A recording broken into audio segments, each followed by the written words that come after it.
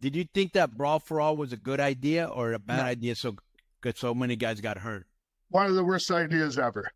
Because from what I understand, and Disco probably knows the story more, the Brawl for All was basically brought up because Russo was tired of, I think, JBL saying how tough he was, and he wanted to prove. Was that it, Disco? That's exactly it. Yeah. Yeah. JBL was talking about how everybody whoop everybody's. Vince brought that up in the meeting with Vince, with McMahon, and then it just, the light bulb went off. It's like, all right, let's let these guys fight for real. It's like, which is a trophy. It couldn't possibly been any good for locker morale. Terrible, man. I mean, I'm in retrospect, it's a horrific idea. Okay. But at the time, how come there wasn't enough pushback to people say, like somebody said, like, guys, what are we doing here?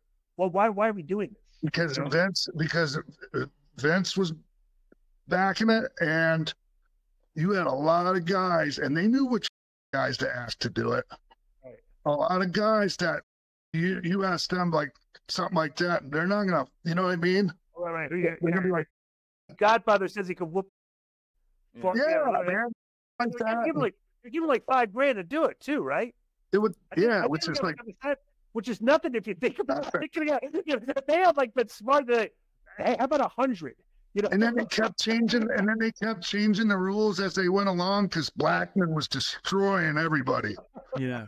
And if honestly, if they wouldn't have changed the rules, it would have been, unless Bart caught a lucky shot, it would have been Blackman with that. Yeah. Right.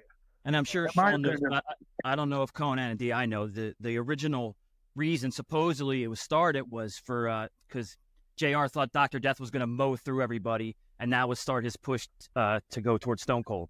Right. I mean, that's, people said that, and that was like one of our assumptions, and it was sad because, we were all in the back watching that, and Dr. Dusty Williams is really nice, wonderful guy. I don't know if you ever met him. You guys ever meet him? A lot. Yeah, I did probably 4 or 5. Like when I went and worked indies, like around Texas, Oklahoma. Yeah, man. Drive with him. Yeah, he was a super nice guy. Right. Definitely not like mean Dr. Dead. Like we're in the car with the guy, just a cool, super sweet, laid back guy. Right. But because the locker room perceived that he was, JR's guy that was the chosen one that was already like, just assumed was going to win this. Right. As soon as Bart knocked him out, like it was like Road Warrior Pop 1988 locker room, man. And I felt so bad. Right. Yeah. Because that guy's going to come back to the locker room and everybody's looking at him like he got knocked out. And and I think he shredded a hamstring, I think. The locker rooms back then were like epic busters.